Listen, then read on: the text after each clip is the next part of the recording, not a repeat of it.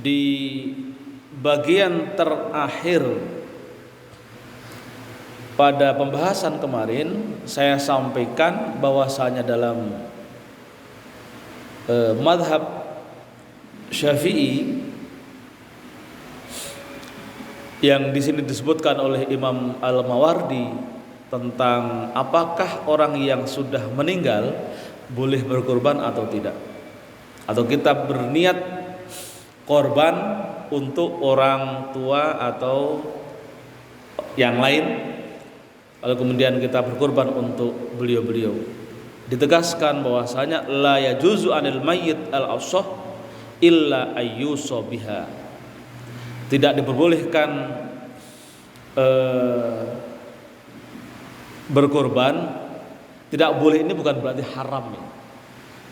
Tidak boleh itu berarti kalau niat berkorban untuk yang sudah meninggal itu la yujza, tidak dianggap sebagai kurban, ya sedekah biasa.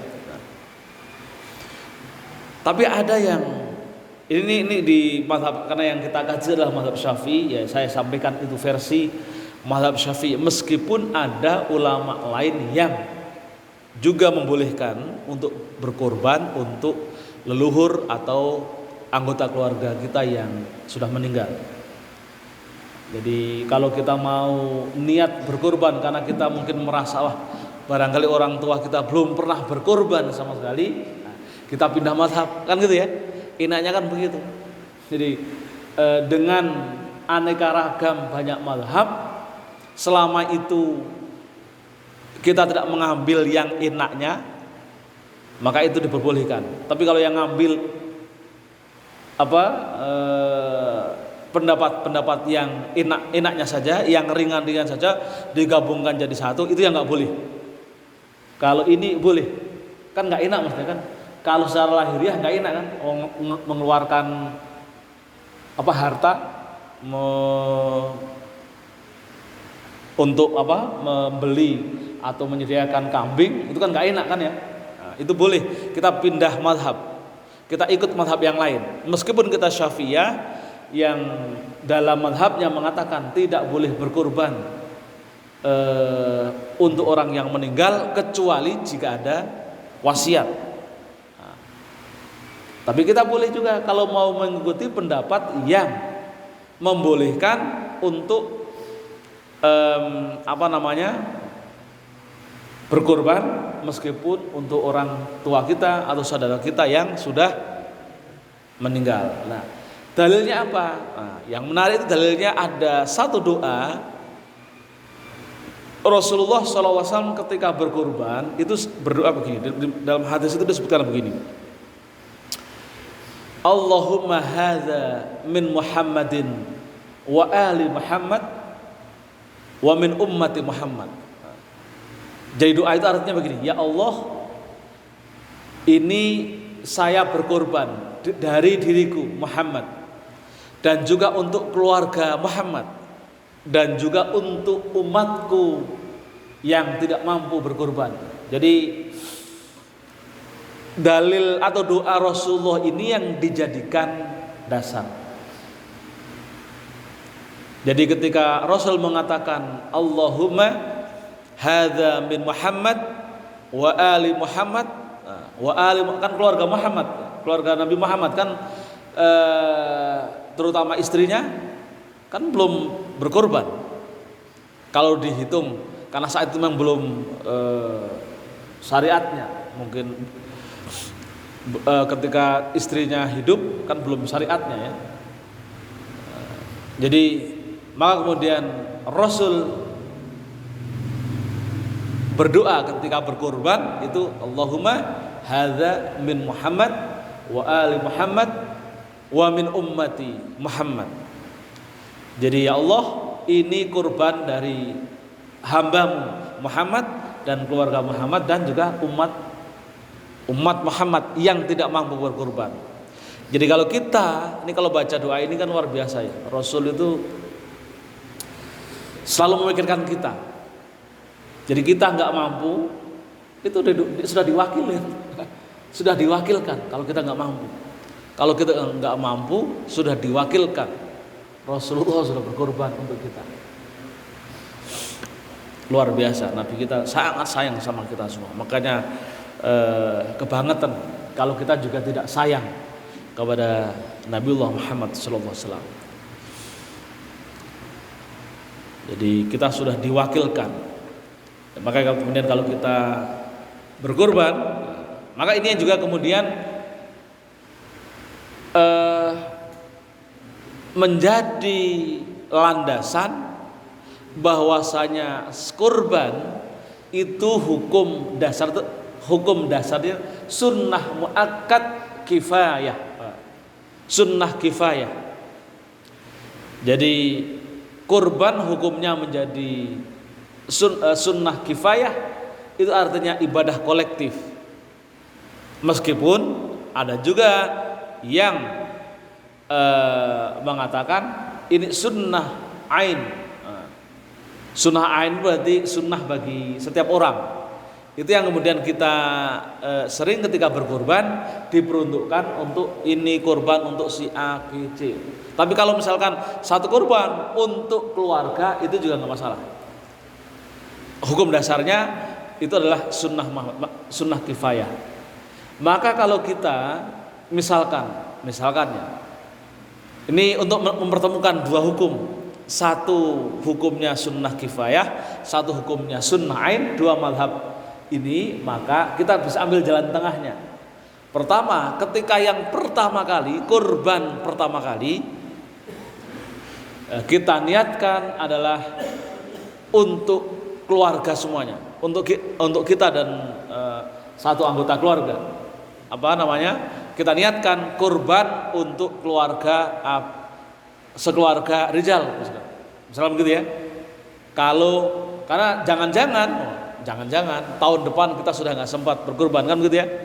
Maka kalau sudah menunaikan berarti semua sudah masuk dalam tanggungan yang pertama. Baru kemudian tahun selanjutnya, kurban di masa selanjutnya satu-satu diperbolehkan. Itu mempertemukan begitu. Jadi sunnah kifayah, kita niatkan kurban pertama kali untuk satu keluarga, setelah kurban yang kedua untuk satu, boleh untuk satu persatu, digilir per tahun. Anak yang pertama atau istrinya dulu, nanti yang tahun yang selanjutnya anak yang pertama, terus anak yang kedua dan seterusnya. Nah, ini mempertemukan dua pendapat. Jadi berbagai macam pendapat ini menjadi satu tawaran jalan keluar bagi kita semua. Bagi orang yang beragama dengan ilmu, di sini asiknya. Kan gitu ya? Beragama dengan ilmu begini asiknya. Sekian banyak pendapat yang ini boleh, ini tidak boleh, ternyata selalu ada ruang. Ketika boleh ada ruang tidak bolehnya. Ketika tidak boleh juga ada ruang untuk kebolehannya. Nah, karena ini sunnah muakkad, sekali lagi sunnah muakkad, ya tetap prosesnya pun ya kita penuhi. Yang wajib dalam ibadah sunnah itu tetap kita penuhi. Kita lanjutkan dalam takbir yang kita bacakan takbir selanjutnya ya. Bismillahirrahmanirrahim. Qala al-muallifu rahimahullahu taala wa nafa'ana iyyakum ulumahu. Wa yujzi'u fiha al-jaz'u minal dha'ni wa thaniyyu minal ma'izi wal ibli wal baqari wa tujzi'ul badanatu an sab'atin wal baqaratu an sab'atin wa syatu an wahidin. Dinilai kurban, dianggap kurban ketika binatang yang dikurbankan adalah pertama adalah kambing atau biri-biri yang sudah kupak ya. Yang sudah kupak ya. Sudah kupak itu ya kambing sudah memenuhi syarat lah, sudah dewasa. Begitu juga sapi, begitu juga unta, begitu juga sapi atau unta yang digemukkan. Wa tujzi'ul badanatu an sab'atin, untuk sapi dan unta yang digemukkan untuk 7 orang, wal baqaratu an sab'atin, dan sapi juga untuk 7 orang, wasyatu an wahidin, dan kambing untuk 1 orang.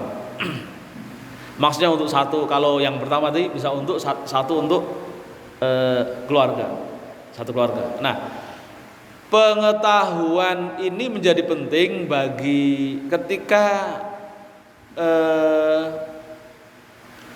menyembelih itu diwakilkan. Apakah ini mau diperuntukkan orang per orang atau mau diperuntukkan 1 keluarga. Jadi ini harus diketahui sehingga kemudian ketika proses penyembelihan dilakukan itu diniatkan, disebutkan oleh wakilnya, ini untuk hadza min fulan bin fulan atau hadza min ali fulan, ini dari keluarga fulan atau dari fulan bin fulan. Yustaratu fima yudhi bihi umur. Syarat atau rukun di dalam proses penyembelihan ada berapa hal. Ahaduha adzibhu, sembelihan. Yang pertama, watsani adzabih, yang kedua adalah orang yang menyembelih. Waqad marra dzakaruhuma, dan sudah dibahas di bab sebelumnya. Watsalits alwaqt, wa sa'ati insyaallah taala. Warabi ayyakuna mil ibil wal baqal wal ghanam bi anwa'iha al ayatul akhbar. Qala Allah taala liyadhkuru ismallahi ala ma razaqakum min bahimatil an'am. Syarat yang ketiga adalah mengenai waktu, yang juga nanti akan dijelaskan ketika disebut kurban. Itu waktunya jelas ditentukan, yaitu di bulan Zulhijjah, tanggal 10, 11, 12, 13. Dan yang keempat yang dikurbankan adalah dari jenis binatang ibil, unta, wal baqar, dan sapi, wal ghanam, dan kambing, bi anwa'iha, dengan segala jenisnya berdasarkan ayat dan akhbar. Pertanyaannya kemudian, bagaimana kalau berkurban kerbau? Karena kerbau tidak disebutkan di dalam hadis.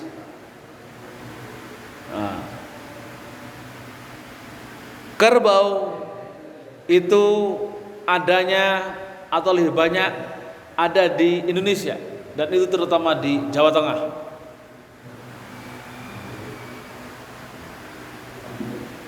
Nah, ini menarik. Jadi para ulama Nusantara, ulama Indonesia, ketika kerbau yang ada karena sapi tidak ada, seperti apa kemudian para ulama menfatwakan? Salah satu kasus yang terjadi itu sebenarnya adalah ketika kerbau diperbolehkan, itu ketika Sunan Kudus saat itu karena penghormatannya terhadap umat Hindu yang melarang, karena umat Hindu itu mengagungkan sapi, maka kemudian Sunan Kudus mengeluarkan fatwa agar jangan berkorban dengan seekor sapi, tapi berkorban dengan menggunakan kerbau. Nah, di kerbau nggak ada dalam hadis, dia tidak ada di dalam hadis. Jamus itu tidak ada. Kerbau itu kan bahasa Arabnya kan jamus, tidak ada. Jadi bukan berarti ketiadaan kerbau dalam hadis itu kemudian tidak boleh berkorban dengan seekor kerbau. Jadi ini luar biasa. Sampai kemudian ketika Sunan Kudus di wilayah Kudus dan sekitarnya, Jepara saat itu, karena beliau kan tinggal di sekitar Kudus itu, mengeluarkan fatwa itu cukup menjadikan umat Hindu berbahagia, karena sapi itu kan setengah dewa bagi saudara kita yang beragama Hindu. Maka untuk menghormati agama lain berupa apa tadi, agar kita tidak menyembelih sapi, maka kemudian Sunan Kudus mengeluarkan fatwa diganti dengan jamus, yaitu kerbau.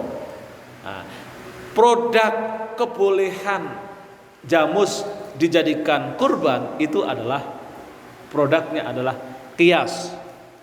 Kias itu analogi, ya. Dalam ilmu fikih, kias itu analogi. Namanya pertimbangan, sama-sama ditimbang, kalau sama ukurannya kemudian diperbolehkan. Itu namanya produk kias. Itulah Islam Indonesia. Sama dengan kebolehan zakat fitrah dengan beras. Beras itu adalah produk kias. Jadi kias, bolehnya zakat fitrah di Indonesia itu karena kias. Jadi ada satu alat ilmu di dalam perluasan hukum Islam, hukum kita, hukum Islam yang tidak ada di Arab itu, kemudian yang lain kok bisa muncul hukum-hukum baru, itu karena produk kias. Itu yang saya sebut, inilah Islam khas Indonesia. Zakat fitrah dengan beras itu khas Indonesia, kan gitu ya, khas Indonesia. Jadi Islam Indonesia itu karena ulamanya pinter-pinter, bahkan di generasi-generasi awal itu ulama-ulama kita itu menjadi guru di mana? Di tanah haram, ya. Jadi ada Syekh Minangkabawi, Samsudin As-Sumatrani, Syekh Ahmad Sambas, An-Nawawi Al-Bantani, Syekh At-Tarmasi. Itu kalau di tanah haram bertahun-tahun itu bikin majelis. Maka kadang orang itu sering ketemu, para ulama-ulama itu ketemu itu karena satu guru, karena di sana Samsudin As-Sumatrani, Syekh Minangkabawi, Ahmad Sambas, Imam Nawawi, Al-Bantani dan seterusnya, itu karena ketemu di sana. Seperti Kiai Ahmad Dahlan, pendiri Muhammadiyah, Mbah Hasyim Asy'ari, pendiri NU, itu ketemu satu guru karena ketemu di sana, ngaji bareng-bareng di Masjidil Haram. Ini kalau kita pernah ke sana, saat ini juga tradisi itu masih ada. Di pojok-pojok itu mereka bikin majelis, lalu santri-santri, murid-murid itu pada ngerubungin. Nah, mereka jadi rujukan. Bahkan kitab-kitabnya itu dicetak di seluruh dunia. Di Afrika, di Maroko, di Mesir, itu dirujuk kitab-kitab ulama Indonesia. Nah, maka kekerenan hasil ijtihad itu yang kemudian bahkan kemudian menjadi pendapatnya banyak ditulis di dalam kitab-kitab besar. Nah, termasuk tadi kebolehan zakat fitrah dengan beras, bagian dari produk ijtihad ulama kita dengan model kias, namanya kias. Jadi belajar kias itu nanti perlu waktu khusus. Pokoknya tahu kalau itu modelnya kias, analogi atau model penimbangan, timbangannya sama, oh ini sama berarti. Maka kalau kemudian kita berfatwa atau mengambil istinbat hukum, kok kemudian merujuk pada mengkiaskan dari kias, itu batal, ya. Mengkiaskan dari kias itu batal. Contohnya tadi yang sering saya ceritakan, tapi belum saya sampaikan tadi, kiasnya bolehnya zakat fitrah uang dari beras. Nah, itu namanya kias dari kias. Jadi sudah cabang, ini pokok, ada cabangnya ada cabang lagi. Jadi ngambil dari cabang. Itu batal secara hukum. Nah, di zakat fitrah dari uang yang harganya dari beras. Nah, itu batal secara hukum. Tapi kalau ada yang berani berpendapat harganya uang dari beras itu karena pendapat ulama yang juga bisa dipertanggungjawabkan, nah itu kita merujuk pada itu silahkan. Nah, tapi kalau secara hukum tidak bisa. Kembali ke masalah kurban. Jadi kurban ditujukan liyadhkurus mallah ala ma razaqakum min bahimatil an'am. Di korban itu dalam rangka kita lakukan dalam rangka untuk berzikir atau menyebut nama Allah. Berzikir kepada Allah, mengagungkan, membesarkan kepada Allah, dan juga sebagai wujud syukur kita kepadanya karena kita diberikan rezeki yang luar biasa banyak atau nikmat yang tidak terhitung. Wa la fa'alahu sallallahu alaihi wasallam wa la yujzi'u min ghairiha bil ijma'. Maka kemudian di luar jenis binatang itu la yujzi', tidak dianggap berkorban. Orang berkorban kelinci tidak bisa disebut definisi korban karena tidak masuk dalam terminologi bahimatul an'am. Orang berkorban ayam, walaupun ayamnya itu senilai 2 kambing 2,5 juta ya, atau 3 juta misalkan, itu walaupun ayam segitu tidak dianggap kurban. Tapi sedekah, tapi dianggap sedekah, nggak apa-apa. Pas kurban, saya kurban kira-kira sekitar berapa? 1.000 ayam. 1.000 ayam, Pak. Kalau 2 juta berapa itu? Misalkan begitu ya. Ya, boleh, tapi tidak masuk dalam hitungan ibadah kurban, hanya sedekah biasa.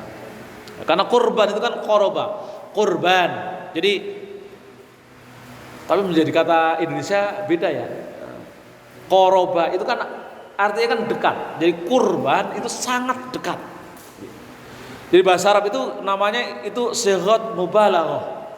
Qoroba yaqrabu qarban wa kurbanan. Jadi kalau qoroba atau kurban, jadi qaf ra ba alif itu kurban, kedekatan. Tapi kalau kurbanun itu adalah sangat dekat.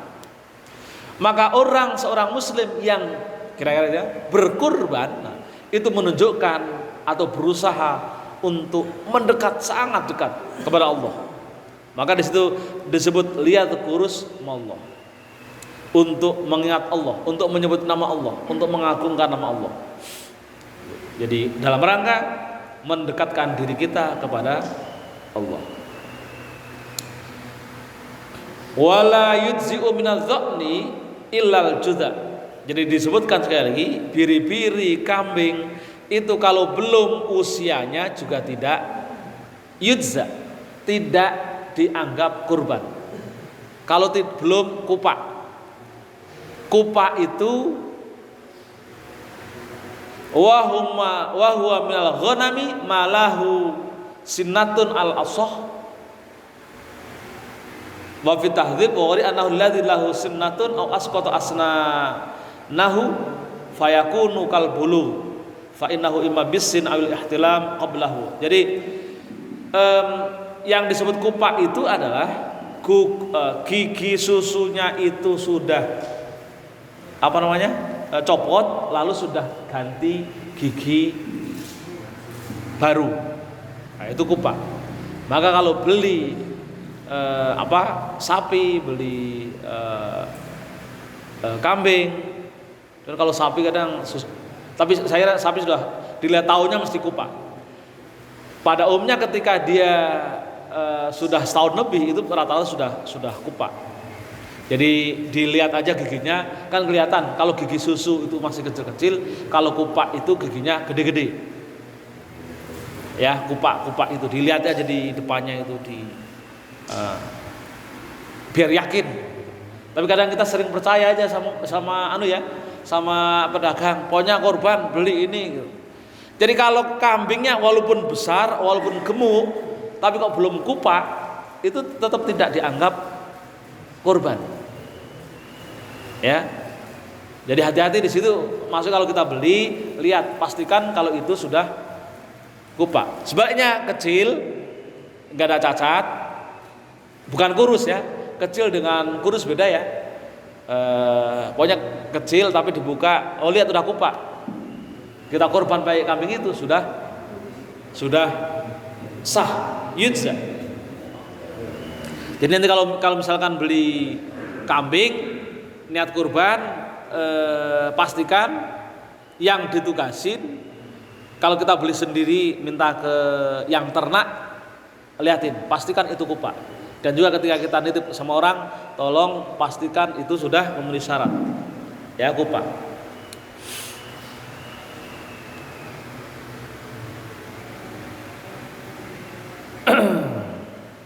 Jadi ini menjadi perbincangan. Ya, para ulama menjelaskan macam-macam. Misalkan Qadhi Abi Thayyib mengatakan, annal izda sukutul asnanil laban. Nah, kupak itu adalah rontoknya gigi susu, wa nabatu ghairiha, dan tumbuhnya gigi yang lainnya. Imam Jauhari mengatakan annal jud'a ismun lazimnahu wa laysa huwa sinnan yaskutu wa yambutu. Jadi pokoknya intinya gigi susunya sudah rontok, lalu kemudian sudah tumbuh gigi baru karena menunjukkan dewasanya. Kemudian imam yang lain juga mengatakan wakila malahu sittata ashur. Kalau misalkan imam yang lain mengatakan yang penting di situ adalah sudah berusia 6 bulan, wakilah zaman atau 8. Jadi antara 6 sampai 8 bulan. Jadi minimal 6 bulan. Kambing sudah usia minimal 6 bulan itu ini kelompok yang lain ya mencoba membatasi tidak dengan ukuran gigi kupak tapi ukuran bulan. Usia kambing ini kira-kira berapa bulan? Nah, ini paling minimal sittata ashhur, 6 bulan. Wakilah zaman, dan ada yang berpendapat minimal 6 bulan. Sementara wa amma tsani minal ma'iz sanatani alal asoh. Tapi ada juga yang khusus, kambing khusus nih. Ini sebutannya tsaniyun. Itu adalah jenis kambing yang dia berumur 2 tahun, al-asoh. Jadi 2 tahun. Tsani, saya cari terjemahnya tsaniyu itu. Ini jenis kambing khusus 2 tahun. Wa khalafa dha'ni li'anna lahmaha duna lahmi dha'ni fajabar bi ziyadati sin wa sumya thaniyan. Ini berbeda dengan biri-biri. Biri-biri ini jadi jenis thani, ini disebut biri-biri karena batasan paling minimal adalah 2 tahun. Maka kemudian disebut thaniyan. Litulu'i thaniyatihi wa qila yujzi'u malahu sanatun wa dakhala fi tsaniyah, karena dia mau mendekati usia 2 tahun. Boleh. Wa amma tsaniyu minal ibli famalu khamsu sinin. Tapi jenis unta ibil famalahu khamsa sinin, itu 5 tahun usianya. Wa dakhala fis sadisah, menjelang 6 tahun al-ashah. Sementara wa amma minal baqar famalahu sanatan. Sementara dari sapi itu 2 tahun. Ya, sapi minimal 2 tahun. Wa dakhala fis tsalitsah al-hasah. Dan memasuki atau menjelang tahun ketiga al-hasah. Wa qila ma dakhala fir rabi'ah. Dan ada juga yang mengatakan menjelang masuk 4 tahun. Nah. Wa'lam annahu la farqa fil ajza' bainal untha wa dzakar. Jadi untuk berkorban, dalam korban boleh binatang korban itu berjenis kelamin betina atau jantan. Kita selama ini sering milih jantan ya. Boleh jadi termasuk idza, maksudnya idza itu dianggap korbannya walaupun kita berkorban dengan jenis binatang yang berjenis kelamin betina. Tidak harus selalu jantan ya.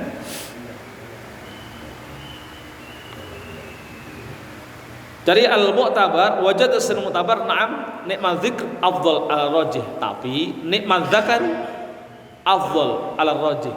Tapi kalau yang betina itu memang lebih betina apa namanya? Jantan, dzakar afdal al-rajih, lebih afdal, lebih afdal. Ya lebih afdal itu apa? Ya selisihnya dikit lah kira gitu ya. Kalau misalkan kalau ilustrasinya, jika pahala berkorban dikasih angka 10 misalkan ya korban, maka ketika korbannya itu betina ya dikasih 10 juga, yang jantan juga 10, cuman 10 plus. Cuman plusnya kan kita nggak tahu, banyak 10 plus, tapi sama-sama 10. Ada A dikasih A, tapi juga ada A plus, jadi afdal. Karena apa? Li'annahu atyabul lahman. Karena dianggap kalau yang jantan itu dagingnya lebih baik. Dagingnya lebih, ya namanya lebih, mungkin lebih namanya atyab itu bisa lebih wangi, bisa lebih dibanding daging binatang yang betina.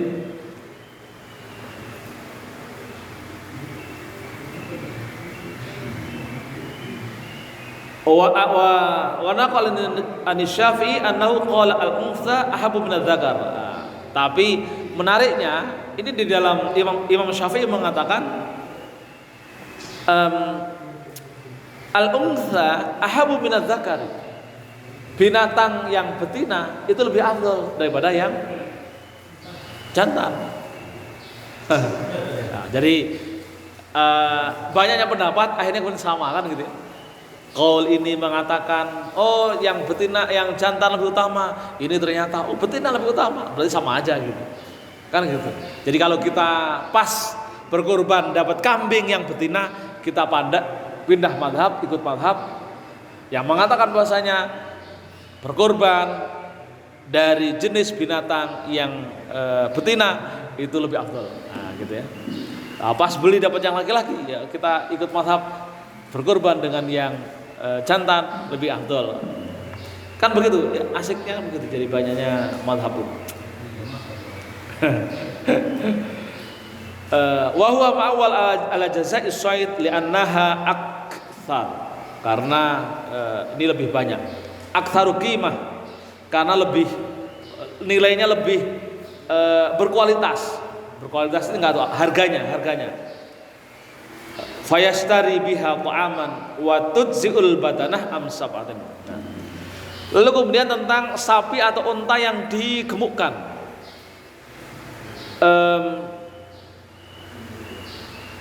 Itu diperuntukkan 7 keluarga atau 7 orang. Wa kadzal baqarah lama rawa Jabir radhiyallahu anha naharna ma Rasulillah bil Hudaybiyah al-badanata an sab'atin wal baqaratu an sab'atin. Jadi di Rasul itu pernah berkorban. Kami berkorban bersama Rasulullah di Hudaybiyah, unta dan sapi yang gemuk sekali, itu untuk diperuntukkan hitungannya untuk 7 orang. Itu menurut Muslim. Tapi ini ada yang menarik ini. Menurut Abu Ishaq, ini di dalam penjelasannya, tujziul badanatu an asyratin.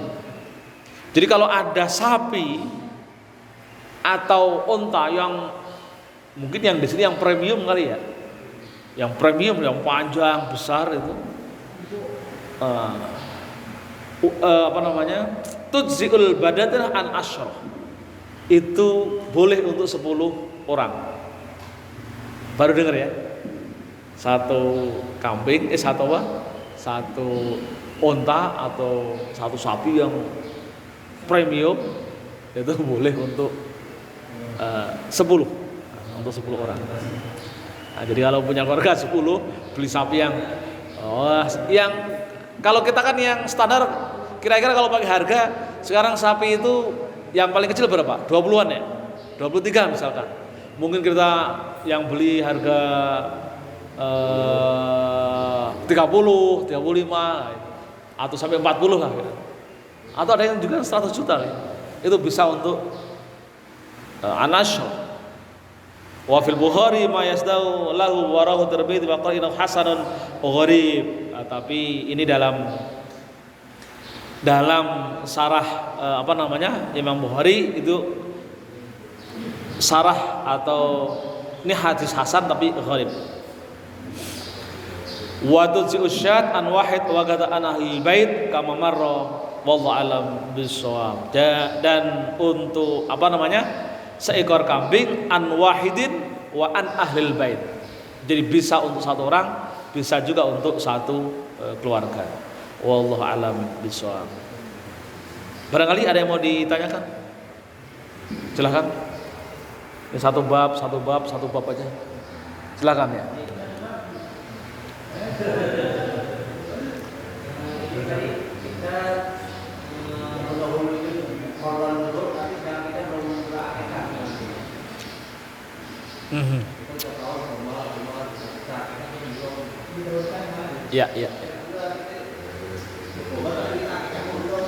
Ya, kurban sama akikah. Terus apa, Bi? Sekalian, Bi. Kita kan biasanya kalau kurban yang 1 ekor sapi dijual itu menjadi biasa ya. Yang saya pertanyakan, bagaimana kalau kita misalnya patungan untuk membeli 1 ekor kambing, kita nyicil berapa ke atas kilometer. Oh ya. Ya, mengenai akikah dan kurban, ini sering ditanyakan tiap tahun ya. Ya mungkin karena otak kita juga sering kebanyakan ketutupan sama pekerjaan kan. Kalau Rizal ketutupan sama sempritan. Jadi saya akan jelaskannya agak lama, nggak apa ya. Kita posisikan dulu akikah dan kurban dalam posisi hukumnya dulu ya. Yang jelas 2 syariat ini, perintah ini hukumnya sunat. Itu yang pertama. Jadi akikah itu kan merujuk kepada satu hadis yang disebutkan begini. Kullu ghulamin rahinatun bi aqiqah. Setiap anak itu tergadai dengan atau dalam kondisi digadai dengan aqiqah. Tudbahu yauma sabihi wa yukhlaqu wa yusamma. Jadi setiap ghulam itu tergadai dengan aqiqah, baru kemudian tidak tergadai ketika setelah itu tudbahu, sembelih, wa tukhlaqu, dicukur, wa yusamma, kemudian diberi nama. Nah, ini penjelasan gadi-gadian pernah saya jelaskan ya. Tergadai itu salah satu yang menjelaskan, ulama menjelaskan ya tadi amal kebaikan anak, amal kebaikan kita tidak tidak nyambung Amal kebaikan anak tidak bisa kita mendapatkan royalti kebaikan anak, kira-kira gitu ya. Karena akikah kan menjadi kewajiban orang tua terhadap anaknya, bukan diri kita. Kan gitu ya. Jadi akikah itu hukumnya kalau merujuk pada hadis ini sering ditafsirkan di hadis itu yang menjadi subjek hukum adalah ghulam. Ghulam itu adalah anak yang belum dewasa. Jadi kira-kira kesunatan akikah itu yang sunah-sunah amat itu adalah ketika ghulam masih belum dewasa. Jadi akikah yang pas itu ya pas anaknya belum dewasa kan gitu. Nah, maka ada yang menafsirkan kalau kemudian dia akikah di dewasa itu ya bukan akikah tapi sedekah. Sedekah tapi memiliki kualitas yang sama. Nah, kualitas yang sama. Jadi kita lakukan dengan aktivitas ibadah yang setara dengan akikah. Ya, bisa dilakukan sedekah. Itu ini satu pendapat. Tapi ada yang tidak membatasi, terutama di kalangan di mazhab Syafi'i itu kan tidak membatasi usia. Akikah bisa dilakukan kapan saja. Kan gitu ya. Meskipun kita sudah tua. Nah, kita tinggal ikut pendapat yang mana. Kalau mau ikut pendapat yang tadi, akikah hanya untuk yang ketika kecil, maka sekarang ketika itu sudah tua, kita lewat akikahnya, ya kita sedekah biasa. Karena yang punya kewajiban untuk akikah adalah orang tua mengakikahi anaknya, bukan diri kita. Jika Anda kalau belum akikah, yang punya kewajiban itu kewajibannya, kesunatannya adalah orang tua mengakikahi Anda. Nah, kalau Anda punya harta, maka kemudian jangan mengakikahi diri Anda dulu, anak Anda dulu, kan gitu. Anak Anda dulu, baru diri Anda.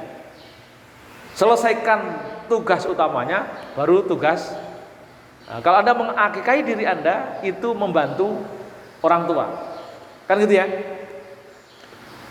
Tapi itu lagi-lagi hukumnya sunnah, ingat sunnah. Jadi kalau misalkan tidak akikah, jangan merasa berdosa. Tapi kalau kita punya keluangan, kenapa tidak? Jangan sampai ditinggalkan, kan gitu. Nah, sekarang kemudian tentang kurban. Kurban juga hukumnya sunnah. Kurban hukumnya juga sunnah. Ketika kurban itu, apakah ketika berkurban kita boleh atau mana yang didahulukan? Ini saya kutip dulu di pendapat Imam Abu Hanifah atau mazhab Hanafiyah ataupun dan mazhab Imam Ahmad bin Hambal. Karena akikah itu adalah ketika sudah lewat masa kewajibannya ghulam, artinya kalau sudah dewasa itu menjadi setara dengan sedekah, maka sodakoh, ya, sodakoh. Maka kemudian di dalam mazhab Abu Hanifah dan mazhab Ahmad bin Hambal itu ketika kita kurban,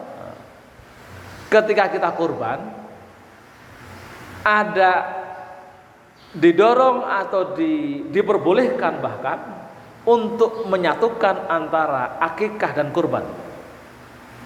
Karena apa tadi? Batasannya ketika setelah lewat usia ghulam, maka itu menjadi sedekah. Jadi kita lakukan yang setara dengan akikah, yaitu sedekah. Tapi bentuknya kambing, kira gitu ya, sedekah. Nah, ketika kurban itu kan setara dengan akikah, kan gitu ya. Maka ini bagi orang yang ingin menyatukan itu ikut mazhab ini saja, kan gitu ya. Ikut mazhab ini, mazhabnya mazhab Imam Ahmad bin Hambal dan mazhab Hanafi, menyatukan kurban dan akikah dalam satu ibadah. Jadi sedekah disatukan dengan kurban dalam satu ibadah. Ini sama dengan kasus gini. Ini saya jelaskan tentang sholat tahiyatul masjid. Sholat tahiyatul masjid itu dalam penjelasan boleh dilakukan sholat tahiyatul masjid sendiri, mandiri, ya niat sholat tahiyatul masjid, atau menggabungkan sholat tahiyatul masjid dalam satu aktivitas sholat yang lainnya. Contoh, saya ketika datang ke masjid sholat subuh, saya hanya sholat 2 rakaat fajar, nah, sholat sunat fajar, karena mengejar hadis khairum minad dunya wa ma fiha, rakaatal fajri khairum minad dunya wa ma fiha, kan gitu ya. Karena ngejar itu saya tidak mengkhususkan sholat tahiyatul masjid, padahal hadis Rasul mengatakan la yajlis inda dukhul masjid hatta hatta salat rakaatain. Jangan duduk di dalam masjid sebelum dia menunaikan salat 2 rakaat. Itu yang kemudian disebut tahiyatul masjid. Nah, 2 hal, 2 kebaikan. Karena salat tahiyatul masjid itu sebuah kebaikan, dia melekat sebenarnya dalam ibadah yang lain. Sholat rakaat apapun misalkan, maka kemudian ketika saya sholat sunat fajar di dalamnya 2 rakaat, maka di dalamnya sekaligus sholat tahiyatul masjid. Tidak perlu 4 rakaat, tapi 2 rakaat saya menunaikan sholat sunat fajar, itu di dalamnya sudah ada sholat tahiyatul masjid, meskipun tidak niat tahiyatul masjid. Saya datang terlambat, jamaah sudah mulai, saya nggak sholat apapun, maka saya ketika langsung gabung berjamaah, nggak sholat sunat tahiyatul masjid, maka sholat itu saya sholat langsung sholat itu disebut di dalamnya ada tahiyatul masjid. Nah, sama di kurban. Di kurban ini karena akikahnya itu kewajibannya hanya usia hulam, di atas itu sudah bukan akikah lagi, maka gabungkan ke apa tadi?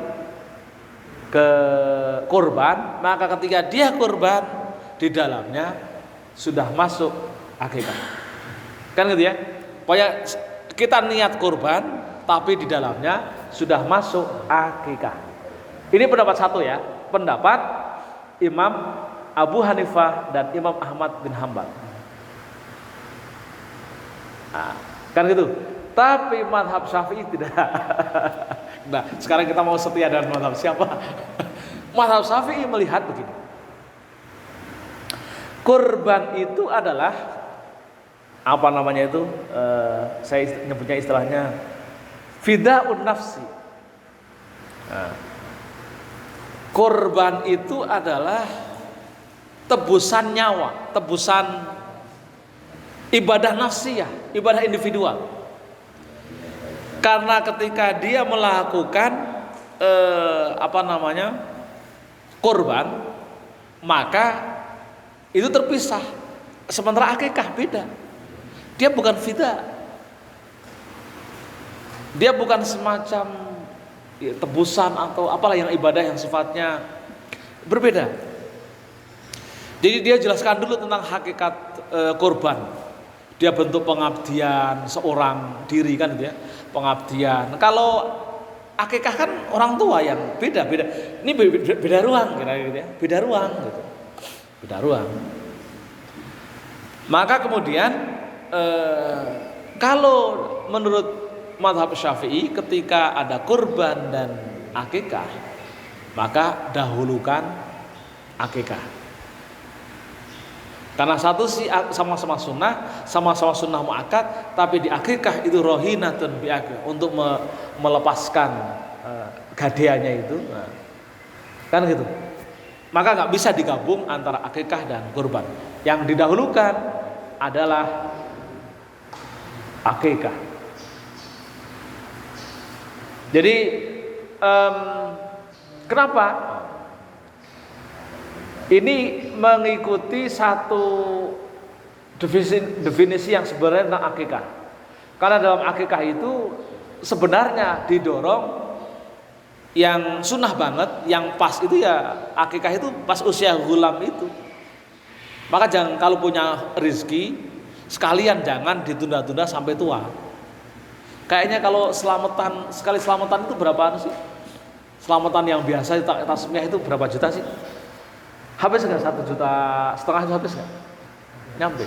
Kalau nyampe kan sekalian aja, banyak sekarang kambing akikah itu 1,5 juta, 1,2 juta sudah boleh. Mau akikah aja, akikah acaranya acara bagi itu aja. Jangan apa namanya, selamatan yang kan kita sering kebalik, kebalik, lebih mementingkan selamatannya daripada yang akikahnya.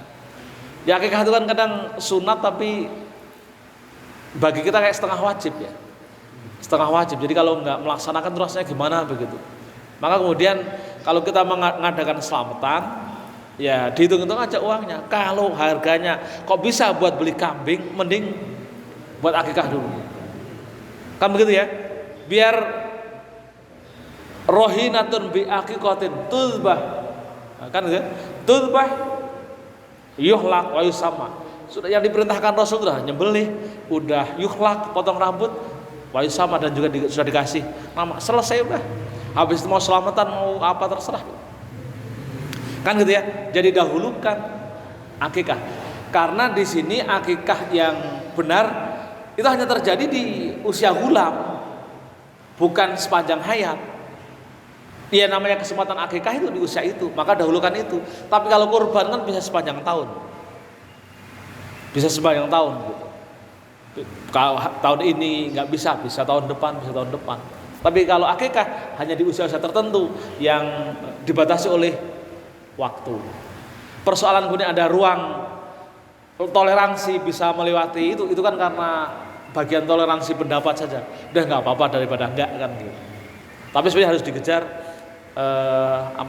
dikejar sampai usia anak-anaknya itu hulam. Karena hulam itulah definisi anak belum dewasa. Nah yang terakhir mengenai pertanyaan bagaimana korban urunan, ya itu jawabannya adalah itu masih belajar berkorban, tidak idza, tidak tudza, sedekah biasa. Jadi nggak apa-apa dimakan bareng-bareng juga nggak apa-apa, kan gitu ya.